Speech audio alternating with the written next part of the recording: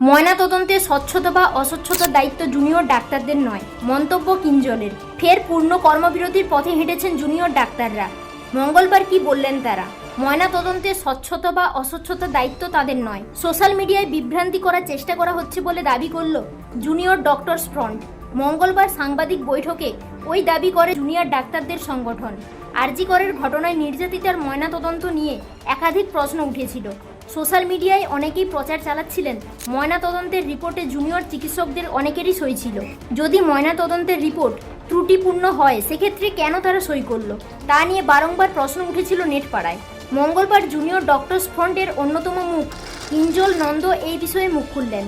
তিনি বলেন, সোশ্যাল মিডিয়ায় আরজি করের নির্যাতিতার ময়নাতদন্তের রিপোর্ট নিয়ে একাধিক বিভ্রান্তিকর মন্তব্য ছড়ানো হচ্ছে। গত 9 আগস্ট প্রথমে আমরা জানতে পারি দ্বিতীয় বর্ষের পিজিটির ছাত্রী আত্মহত্যা করেছেন। আমরা সেখানে যাই এবং বুঝতে পারি তাকে খুন করা হয়েছে।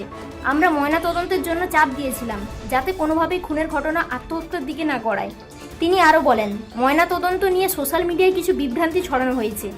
নির্যাতিতার ময়নাতদন্ত হয় বিশেষজ্ঞদের তত্ত্বাবধানে।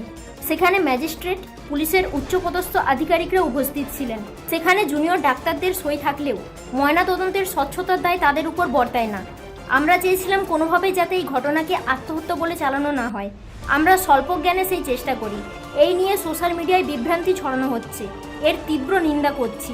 উল্লেখ্য, মঙ্গলবার থেকে ফের পূর্ণ কর্মবিরতির ঘোষণা করেছেন জুনিয়র চিকিৎসকরা। 10 দফা দাবিতে তাদের এই কর্মবিরতির ডাক।